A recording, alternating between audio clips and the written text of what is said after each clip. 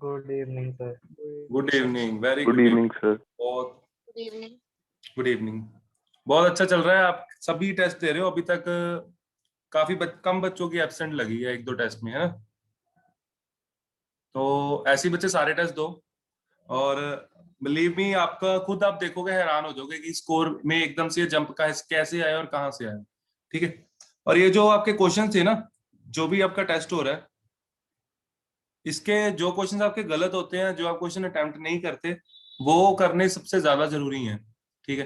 क्योंकि वही क्वेश्चंस आपने देखा बच्चे, वो क्वेश्चंस अगर नहीं करोगे तो वो कंसेप्ट कैसे पता लगेगा? वो क्वेश्चंस करो, नहीं होते मेरे से पूछो। राइट। चलो आज हम आगे चलते हैं।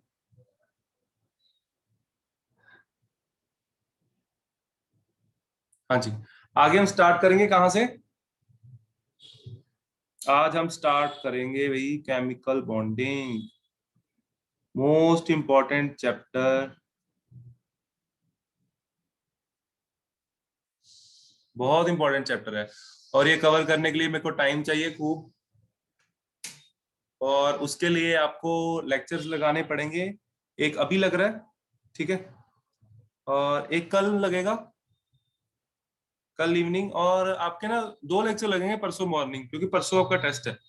ठीक है। मैं सारे टॉपिक रिवाइज करा दूंगा, क्वेश्चन ऐसे ही करा दूंगा मैं, उसमें क्वेश्चन जो आंसर आपको मैं रिवीजन शीट भेजूंगा वहां से कर लेना। ठीक है।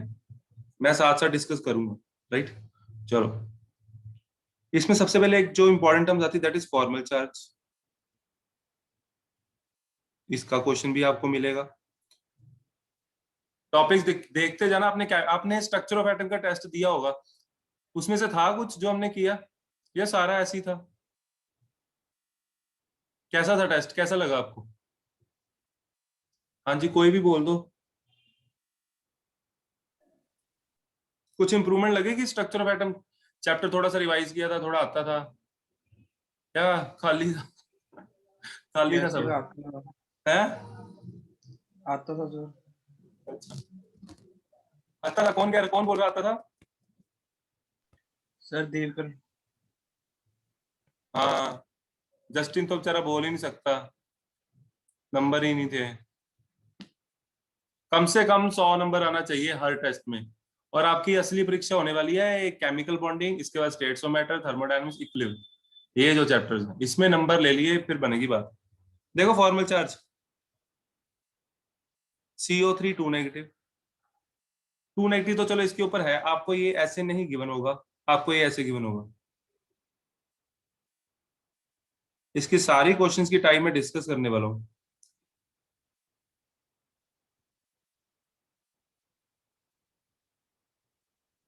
वो कहेगा ऑक्सीजन 1, ऑक्सीजन 2, ऑक्सीजन 3, इन पे फॉर्मल चार्ज निकालो। कैसे निकलता है फॉर्मल चार्ज? कैसे निकलेगा ऑक्सीजन 1 पे? एनीवन?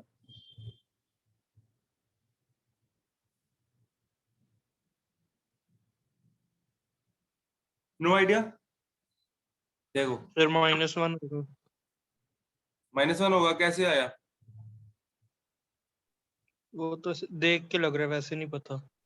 अच्छा, इसमें तो देख के लग रहा है ना, फॉर्मूला होता है हाँ फॉर्मूला होता है। इसमें तो टोटल -2 है, तो इस पे -1, इस पे n-n। नहीं मैं बताता हूँ बच्चे, -1 इस पे, -1 इस पे 0। कैसे आया देखो, balance electron minus lone pair electron minus half into share pair electron, ये होता है फॉर्मूला। तो बैलेंस इलेक्ट्रॉन कितने हैं? फर्स्ट ऑक्सीजन के पास ऑक्सीजन के पास बैलेंस इलेक्ट्रॉन कितने होते हैं? 6 होते हैं। माइनस लोन पेयर इलेक्ट्रॉन कितने बचे? 6। लोन पेयर नहीं गिनने, लोन पेयर इलेक्ट्रॉन गिनने, ठीक है। Minus half into share pair, total share कितने हो रहे? 2। आंसर क्या आया? -1। समझ आया? बोलो जल्दी, बोलो बच्चे, जल्दी पार्टिसिपेट करो। यस आगे समझ सबको? Now calculate formal charge on oxygen 2।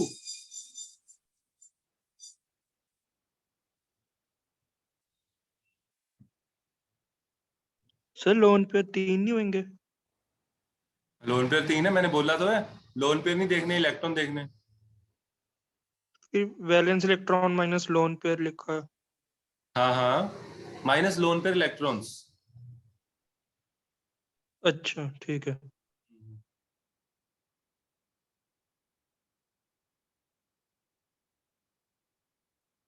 Second oxygen पे निकाल दो फटाफट फटाफट।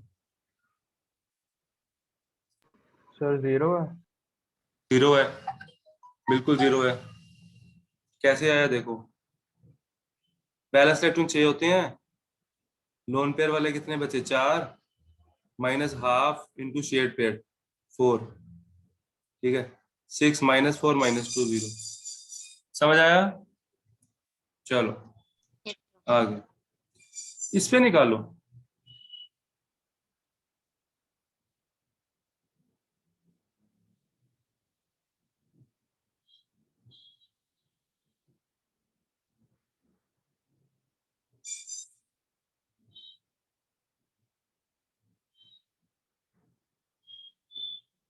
हाँ जी, formal charge on oxygen 1 and oxygen 2, इन दोनों पे निकाल दो। बोलो जी। सर 1 पे -1 होगा। 1 पे -1 होगा और इस पे 0 होगा। 0। अभी किया और ऐसे आंसर बता रहे हो, है ना? तो यही फायदा होता है। अब देखो मेरी बात समझो ध्यान से, फॉर्मल चार्ज का एक्चुअल में मीनिंग क्या है? फॉर्मल चार्ज का एक्चुअल में मीनिंग है कि ऑक्सीजन के ऊपर सब कुछ इलेक्ट्रॉन, मतलब जितने इलेक्ट्रॉन इसके पास होते हैं, तो ओवरऑल उसके ऊपर चार्ज क्या है, बस फॉर्मल चार्ज का मतलब ये है, ठीक है। अब मेरी बात समझो, हम इसको ओरली भी कर सकते हैं। कैसे? ये तो आपको अभी पता था ना कि 6 इलेक्ट्रॉन होंगे, एक बॉन्ड बनाएगा तो -1 चार्ज आ जाएगा, है ना? सॉरी, इसके पीछे लॉजिक देखो क्या है। लॉजिक बच्चे ये कहता है कि जो ऑक्सीजन होता है उसके पास होते हैं 6 इलेक्ट्रॉन। 6 में से अगर एक बॉन्ड बना रहा है, यहाँ पे 6 में से एक बॉन्ड बना रहा है, तो अगर एक इलेक्ट्रॉन बॉन्डिंग में इन्वॉल्व है तो यहाँ पे बचने चाहिए 5 इलेक्ट्रॉन। लेकिन मेरे पास कितने बच रहे हैं? मेरे पास बच रहे हैं 6। It means 1 electron is extra. तो फॉर्मल चार्ज ऐसे हम डायरेक्टली निकाल सकते हैं। समझ आया? इसका जेई में क्वेश्चन ये आया था कि in phosphate ion, what is the fraction of charge on oxygen atom.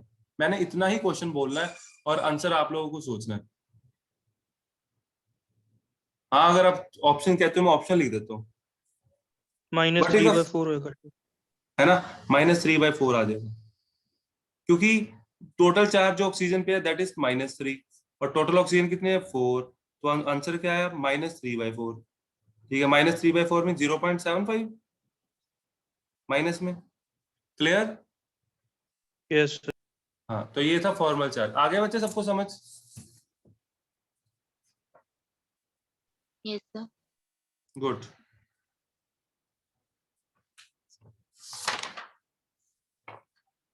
अब हम आगे चलते हैं।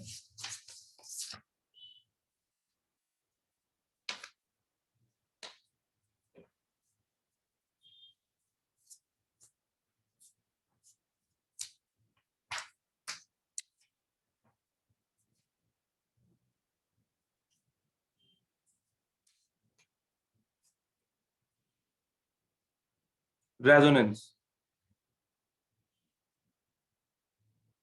आप लोग सोच रहे होंगे कि रेजोनेंस हमें बहुत अच्छे से आता है ना। चलो देखते हैं।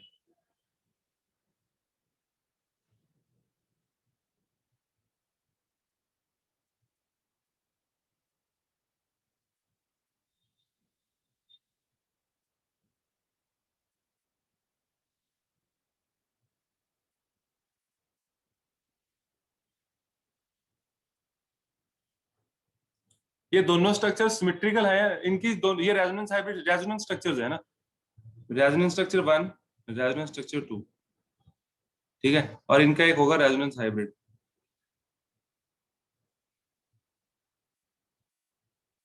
ठीक है। अब मेरे को ये बताओ, इनमें से सबसे ज्यादा स्टेबल स्ट्रक्चर कौन सा होगा, 1, 2 या resonance hybrid? Which is the most sir stable structure? हाँ जी, hybrid. Yes sir. Okay, hybrid. Hybrid. हाँ, हाइब्रिड सबसे ज्यादा स्टेबल होगा। तो स्ट्रक्चर 1 और 2 में एनर्जी किसकी ज्यादा होगी?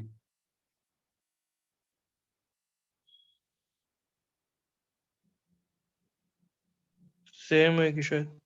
हाँ सेम ही होगी, क्योंकि जब स्ट्रक्चर सेम होते हैं तो एनर्जी क्या रहती है, सेम। ठीक है, जब स्ट्रक्चर सेम रहते हैं बच्चे, रेजोनेटिंग स्ट्रक्चर जब सेम कंट्रीब्यूशन कर रहे होंगे तब एनर्जी होगी सेम। अगर कोई स्ट्रक्चर अनस्टेबल होगा रेजोनेंस में से, फॉर एग्जांपल जैसे मान लो हमारे पास ये है CH3 C11O। अभी मैं जो स्ट्रक्चर बनाने जा रहा हूँ ना, आपने देखा नहीं होगा कभी।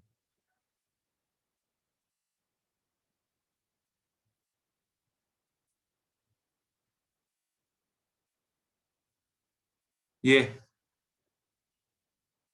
भी बनता है और इसका ये भी बनता है।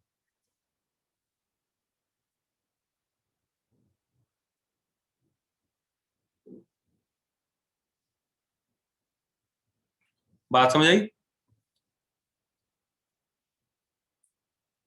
Yes sir. हाँ, तो इसको बोलते हैं चार्ज सेपरेशन। यहाँ पे एक तो पहली बात, electronegative element, electro positive element पे है नेगेटिव चार्ज यहाँ पे, तो ये वाला स्ट्रक्चर बहुत ज्यादा अनस्टेबल होगा, इसकी एनर्जी होगी ज्यादा, इसकी एनर्जी होगी कम। ठीक है, हालांकि इससे ज्यादा स्टेबल ये है। ठीक है, structure 1 is more stable then 2 and 3।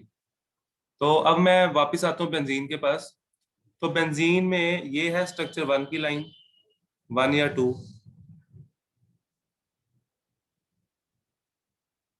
ये जो लाइन है ये है resonance hybrid structure. Resonance hybrid structure और रेजोनेंस के बीच में जो एनर्जी गैप होता है उसको बोलते हैं रेजोनेंस एनर्जी। ठीक है, आया समझ? Yes sir. Okay, very good. किसी को याद है, मैं एक अलग से टॉपिक करा रहा हूँ, थर्मोडायनेमिक्स का टॉपिक है। हीट ऑफ हाइड्रोजनेशन कितनी होती है? हाँ जी जैनी, आपको पता होना चाहिए, ये आपने प्रॉब्लम पूछी थी।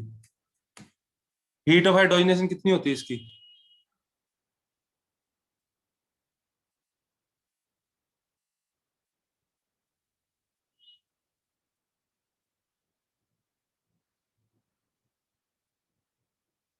एक 119.5।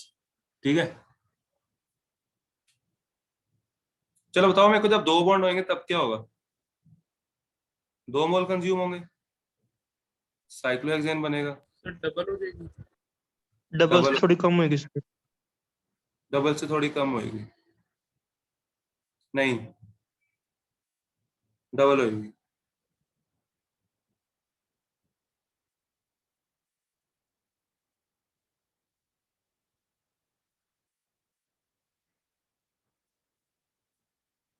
अब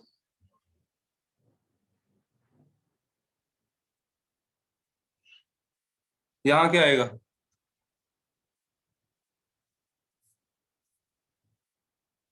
बोलो।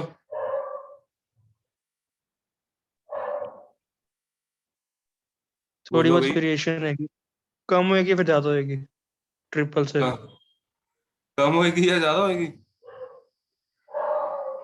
पता नहीं सर, याद क्या होएगा भैया? The 300 शायद 358। ओके,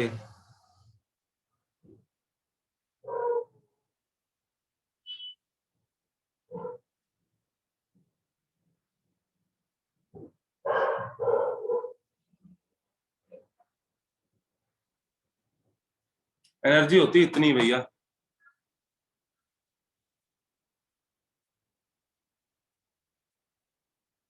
कम होएगी सर। डबल की इतनी है, ट्रिपल की देखो कितनी है। ठीक है, तो ऐसा क्यों हुआ एनीवन? सर वो स्टेबल था रेजोनेंस में, पहले में कम स्टेबल था लेकिन अब रिएक्टेंट ज्यादा हाँ स्टेबल था। हाँ, वो पहले से ही स्टेबल है। तो सॉरी, मैंने यहाँ पे बेंजीन बना दी, तो वो पहले से ही स्टेबल है। ठीक है, तो वो कम एनर्जी रिलीज करेगा। ये मैं सारा आपको समझाता हूँ ग्राफ के साथ, आप लोग वैल्यूज नोट कर लेते तो बेटर रहता। मैं हटा रहा हूँ, देखो साइक्लोहेक्सेन है यहाँ पे। ठीक है, तो हमारा पहला स्ट्रक्चर था यहाँ पे, चलो इतनी एनर्जी रिलीज होगी। ठीक है, कितनी? 119.5। दूसरे केस में मैं इसको लाइन को एक्सटेंड कर देता हूँ,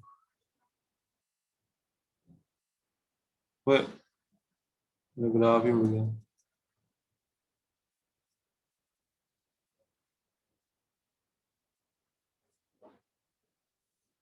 पहले केस में एनर्जी लीज हुई 119.5, दूसरे केस में एनर्जी लीज हुई कितनी, क्योंकि नीचे वाला तो साइक्लोहेक्सेन ही है ना।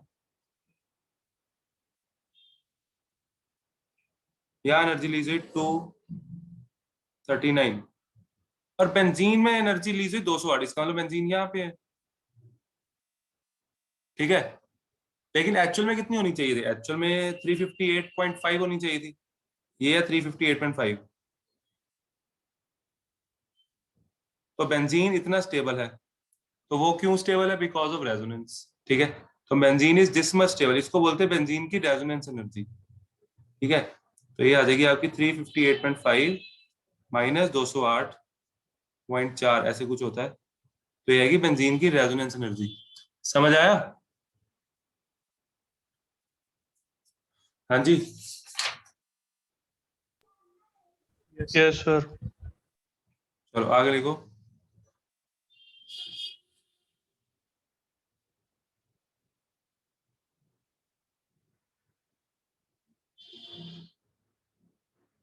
मैं आज बेसिक करा रहा हूँ, ठीक है। देखो सबसे पहले हमारे पास टाइप आती है वैलेंस इलेक्ट्रोपेयर थ्योरी, कहती है कि मॉलिक्यूल्स अपने आप को रेंज करते हैं, मैक्सिमम दूरी पे रहने की कोशिश करते हैं, ठीक है। सबसे पहली टाइप आ गई Ab2। तो अगर Ab2 है, मॉलिक्यूल सबसे दूर रहने की कोशिश करेगा तो 180 पे रहेगा, तो एंगल आ गया 180 डिग्री, ज्योमेट्री आ गई लीनियर। इसके बाद आती है Ab3 टाइप।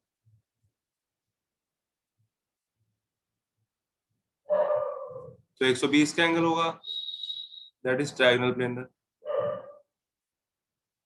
अब आप ये देख लो, मैं बिल्कुल जीरो से स्टार्ट कर रहा हूँ, अभी हम वहां पहुंचेंगे जो चीजें थोड़ी सी कॉम्प्लिकेट होंगी, ठीक है। चलो मैं आगे कर रहा हूँ बच्चे, ठीक है। Third Ab4, Ab5, Ab6, Ab7, ठीक है। Ab4 में क्या होगा, एग्जाम्पल इज CH4, ठीक है। उनकी मैंने एग्जाम्पल नहीं लिखी। Ab3 की एग्जाम्पल आप BF3 लिख सकते हो या AlCl3 लिख सकते हो, और Ab2 की एग्जाम्पल मैं लिख ही देता हूँ। Ab2 की एग्जाम्पल बच्चे BeCl2, ठीक है, या BeF2, और Ab3 की एग्जाम्पल लिख लो BF3, AlCl3। मेरे को दोनों, कोई भी बच्चा इनकी एक एक एग्जाम्पल और बता सकता है, Ab2 और Ab3 की, जल्दी। BeB अर्थ 2। वो तो सेम ही हो गया, किसी और एलिमेंट के साथ।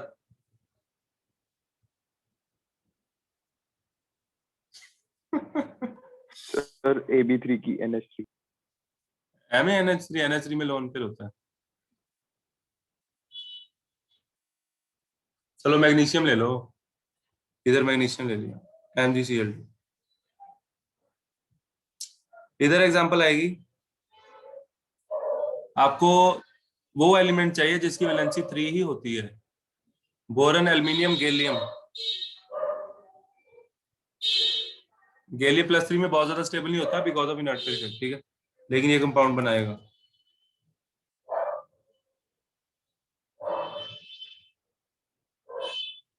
चलो CH4, इसकी example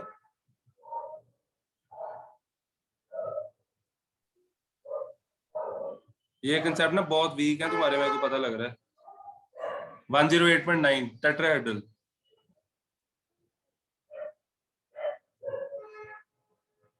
any other example, hurry up. SiH4। बिल्कुल सही।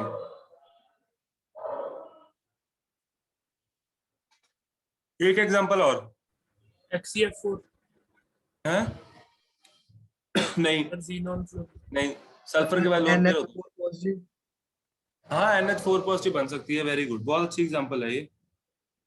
NH4 positive, PH4 positive, phosphonium एनियम ने अभी किया था रिसेंटली।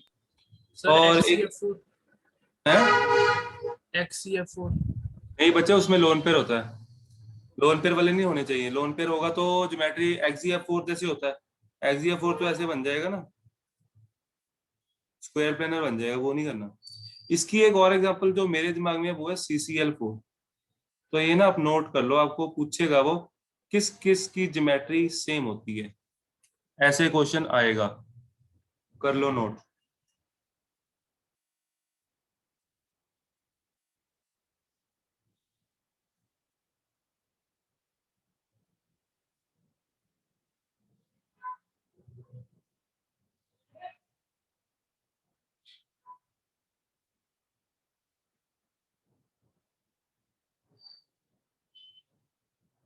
AB5 की एग्जांपल, CCL5।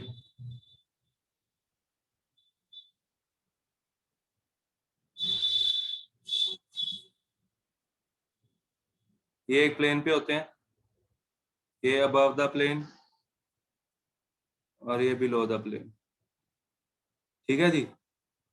और इसमें आपको जो काउंट करना है, देखो अब ध्यान से, रिपल्शंस काउंट करते हैं। एक्सियल बॉन्ड पे कितनी रिपल्शन है। वेस्पर थ्योरी कहती है कि रिपल्शन जो 90 डिग्री पे होती है या उससे कम एंगल पे होती हैं वो ज्यादा होती हैं, ठीक है। और जो 90 से एंगल ज्यादा हो जाएगा, फॉर एग्जांपल 120 का एंगल है, तो उसमें रिपल्शन खत्म हो जाती है ऑलमोस्ट। अब जैसे यहाँ से CL और CL का ये जो बॉन्ड एंगल है, ये बॉन्ड एंगल, ये बच्चे 120 है ना, तो इनकी रिपल्शन एक दूसरे से कैंसिल भी हो रही है। वैसे तो मिनिमम तो है ही है, लेकिन कैंसिल आउट भी हो रही है। ये 120 पे, ये भी 120 पे, ये भी 120 पे, तो यहाँ पे तो रिपल्शन ऑलमोस्ट कैंसिल हो रही है, ठीक है। और हमें काउंट करनी है रिपल्शन 90 डिग्री पे। तो एक रिपल्शन ये आपको मिलेगी 90 डिग्री पे, और एक एक्सियल बॉन्ड की रिपल्शन देखते हैं कितनी 90 पे। पहली, ये एंगल भी 90 और इसका इसके साथ भी एंगल 90 का ही होगा, ठीक है, मानते हो? Yes sir. तो कितनी रिपल्शन होगी 90 पे? 6। सर 6। हाँ, टोटल 6 होगी, ठीक है।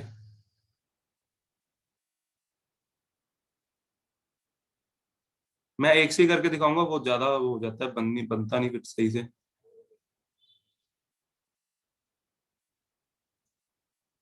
हाँ, इधर से बस एक से दिखा देता हूँ। ये जैसे एंगल 90 है, क्योंकि वो ट्रायंगुलर प्लेनर है तो उसके सारे एंगल 90 पे, वो एक प्लेन में है तो उसके साथ 90 पे बनाएगा, है ना।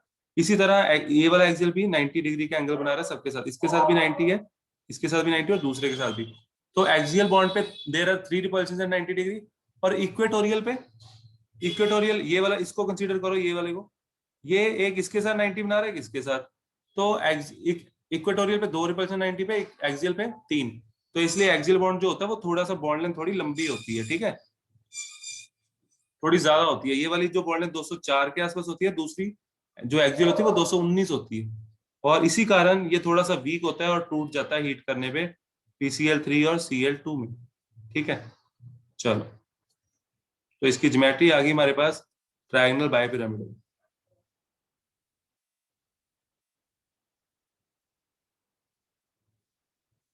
आगे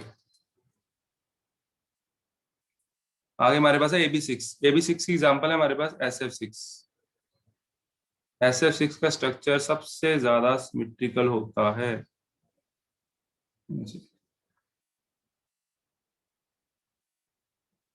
ठीक है,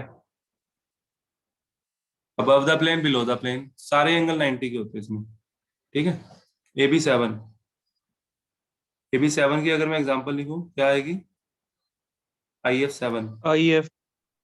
हाँ, IF7, हाँ, गुड गुड, IF7, ठीक है। मैं यहाँ पे ऑक्टाहेड्रल लिखने वाला था, ऑक्टाहेड्रल लिख लो बच्चे, IF7।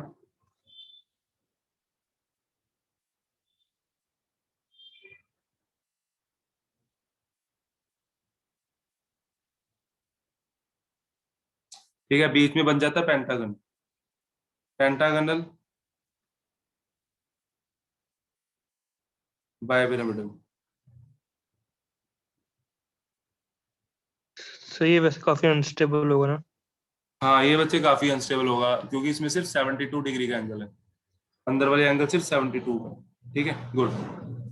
चलो मैं आगे चलता हूँ। अब हम वो करेंगे जिसमें लोन पेयर होता है।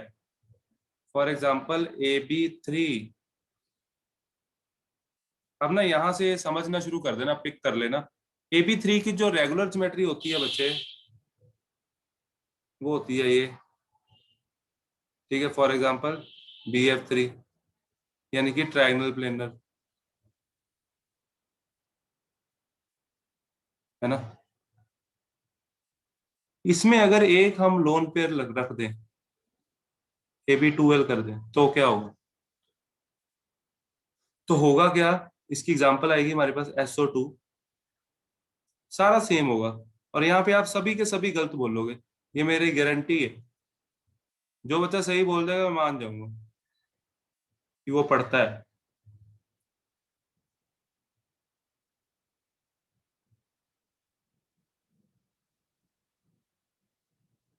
ये है एंगुलर शेप, ये सबको पता है। एंगुलर बोलो, वी शेप बोलो, बेंट बोलो, एक ही बात है। ये एंगल बता दो बस कितना होगा, एनीवन।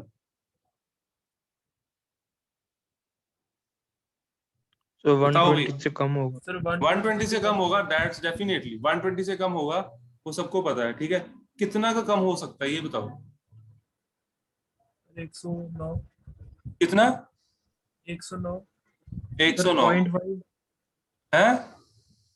सर 0.5 या 0.6 ऐसे आसपास होगा।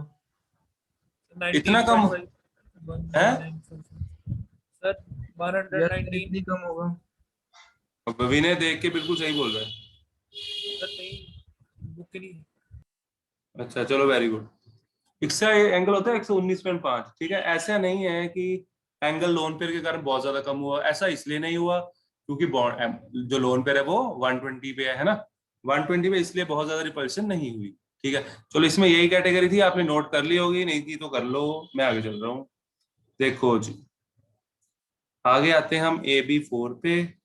AB4 की रेगुलर ज्योमेट्री होती है टेट्राहेड्रल, फॉर एग्जांपल CH4। और इसके अंदर तो हमारे पास दो कैटेगरीज बनेंगी, AB2, नो, पहले हम AB3 लिखेंगे, AB3L एंड AB2L2। AB3L, तो जो AB3L है इसमें कैसे देखना है लोन पेयर के बारे में, वो मैं आपको बताने वाला हूँ। आपको सेंटीमीटर पिक करना है, क्या लेना है, ठीक है।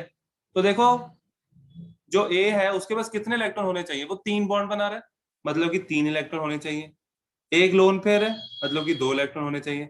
तो इसका मतलब उसके पास टोटल 5 इलेक्ट्रॉन होने चाहिए बैलेंस शेल में। अब आप मेरे को बताओ, कौन से ग्रुप के पास 5 इलेक्ट्रॉन होते हैं? किस ग्रुप के पास 5 इलेक्ट्रॉन होते हैं बैलेंस शेल में? Nitrogen group. Nitrogen group. तो हमारे पास एग्जांपल आ चुकी है NH3। ये हाइब्रिडाइजेशन हम नहीं कर रहे, sp3 होता है, अब वो बाद में करेंगे। नाइट्रोजन, एक लोन पेयर, एक इधर, एक इधर। इसका बॉन्ड एंगल बता दो।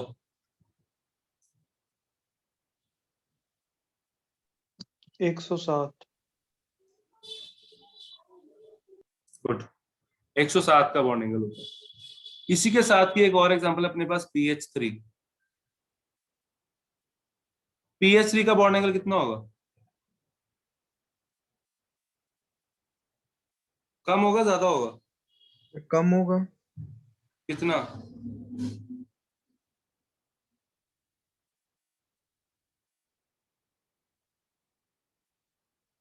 नाइन्टी 93.6। इलेक्ट्रॉन एक्टिविटी के कारण यहाँ पे इलेक्ट्रॉन एक्टिविटी ज्यादा है, तो बॉन्ड पेयर जो होगा यहाँ पे होगा, ये बॉन्ड पेयर यहाँ पे होगा, तो रिपल्शन होती है ज्यादा। यहाँ पे बॉन्ड पेयर थोड़ा सा दूर चला जाता है, because phosphorus is less electron active than nitrogen, है ना। तो हाइड्रोजन और फॉस्फोरस की इलेक्ट्रॉन एक्टिविटी में डिफरेंस कम रह जाएगा, इस कारण बॉन्ड थोड़ा दूर हो जाएगा। समझ आया? हाँ जी बच्चों यस बोलो। सर। आगे अपने पास कैटेगरी आती है AB2L2। अब देखो, सेंटीमीटर के पास दो बॉन्ड बनाएगा मतलब 2 इलेक्ट्रॉन, 2 लोन पेयर मतलब 4 इलेक्ट्रॉन, 6 इलेक्ट्रॉन किसके पास होते हैं?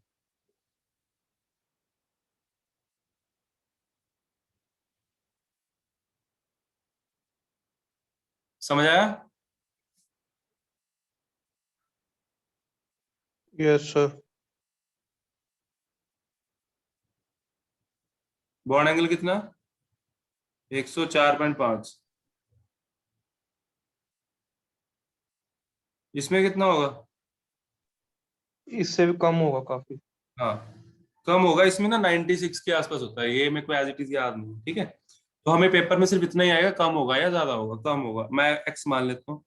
तो जो इसका एंगल होगा 104.5 बड़ा होगा एक्स, ठीक है। सेम रीजन, आगे चलते हैं। AB5 की रेगुलर ज्योमेट्री होती है ऐसी। तो बच्चे रेगुलर ज्योमेट्री पता मैं क्यों बता रहा हूँ? क्योंकि वो स्ट्रक्चर जो हम स्ट्रक्चर बनाते हैं एक्चुअली में वो इनको रिजेंबल करता है, ठीक है। मतलब कि इसके अंदर जो भी कैटेगरी आएगी ना, AB4L, AB2L3, AB3L2 या AB2L3, वो सारी की सारी इसको रिजेंबल करती हैं, PCl5 को, इस ट्रायंगुलर बाइपिरामिड को, ठीक है। तो देखो AB4L, तो सेंट्रल मेटल के पास कितने इलेक्ट्रॉन होने चाहिए जल्दी? 4 + 2 6। 6 इलेक्ट्रॉन ऑक्सीजन के पास होते हैं, लेकिन ऑक्सीजन 4 बॉन्ड नहीं बना सकता। तो हमें किसके पास जाना पड़ेगा?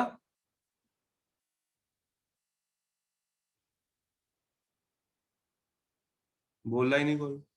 SF4।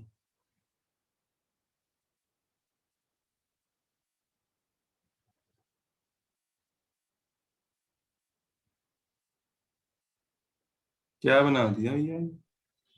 सर ऑक्सीजन क्यों नहीं बना सकता उसके पास? ऑक्सीजन 4 बॉन्ड होते हैं।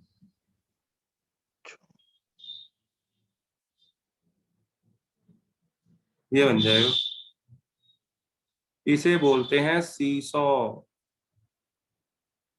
सीसॉ। अब यहाँ पे क्वेश्चन आता है, देखो इसका लोन पेयर, या तो मैं, मेरे पास दो स्ट्रक्चर पॉसिबल थे। I have two possible structures for SF4. Then why I choose this one? Here is the reason. देखो S, ये, या तो मैं यहाँ लोन पे रख सकता था, अच्छा नहीं लगेगा आपको, खुद नहीं अच्छा लगेगा, यहाँ पे लोन पे रख दिया। अब आपको ये तो सबको पता है कि वो स्टेबल नहीं है। वो क्यों स्टेबल नहीं है? उसमें रिपल्शन ज्यादा होंगी। कहाँ पे कितनी रिपल्शन है ये आएगा क्वेश्चन, ठीक है। तो वो वही बताएगा जिसको कैलकुलेट करनी आती है। चलो बताओ फिर। लोन पेयर और बॉन्ड पेयर की रिपल्शन ज्यादा चलो होती है सारी bond pair, repulsion bond count pair करते से। हैं। पहले करते हैं bond pair repulsion at 90 degree. कितनी है? मैं रेड पेन यूज कर रहा हूँ। ये 90 डिग्री का एंगल, बॉन्ड पेयर ए की 90 पे है, एक रिपल्शन, ओके। उसके बाद हमारे पास आ गया bond pair lone pair repulsion. कितने एंगल 90 पे? हाँ जी बोलो भाई। 3।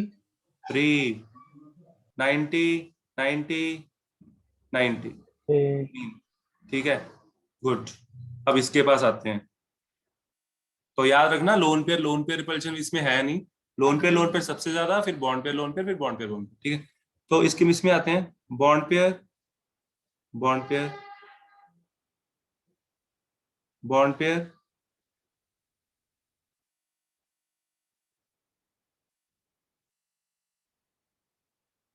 लोन पेयर, ठीक है। तो बॉन्ड पेयर कितनी? 90 पे 1, इसके साथ भी होगी 2, 3, 4। समझ गए बच्चे? Yes sir. बॉन्ड पेयर कितनी है? मैंने 1 लिख दी, 4 है। मैं बच्चे दोबारा लिंक भेज रहा हूँ, 1 मिनट रह गया, ठीक है।